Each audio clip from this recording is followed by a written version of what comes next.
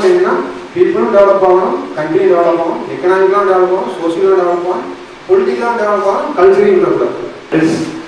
எவ்வளோ இப்படி இருந்தால் நீங்கள் ஒரு கொஷின் கேட்கலாம்.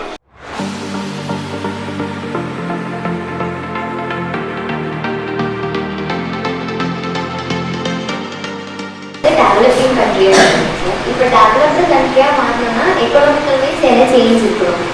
டெவலப்மெண்ட் என்னன்னா பீப்புளும் டெவலப் ஆகணும், கண்ட்ரி டெவலப் ஆகணும், எக்கனாமிக்கலாக டெவலப் ஆகணும், சோசியலாக டெவலப் ஆகணும், பொலிட்டிக்கலாக டெவலப் ஆகணும், கல்ச்சரையும் டெவலப் ஆகணும். இந்தியன்ஸோட கல்ச்சர்லாம் இப்படி தான் இருப்பாங்க, ஏஷியன்ஸ் கல்ச்சர்லாம் இப்படி தான் இருப்பாங்க, ஜாப்பனீஸ் கல்ச்சராக இப்படி தான் இருப்பாங்க.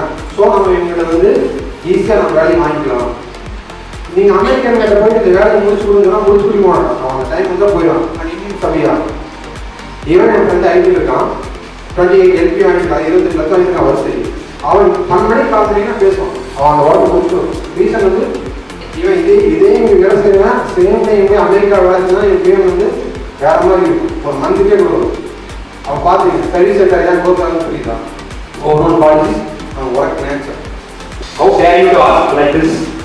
எவ்வளோ இப்படி இருந்தால் நீங்கள் ஒரு கொஷின் கேட்கலாம் அப்படின்னா அதையே ஒரு பேராக வச்சு ஒரு டேரிங்காக ஒரு இனிஷியேட்டிவ் என்னதான் அப்ளோஸ்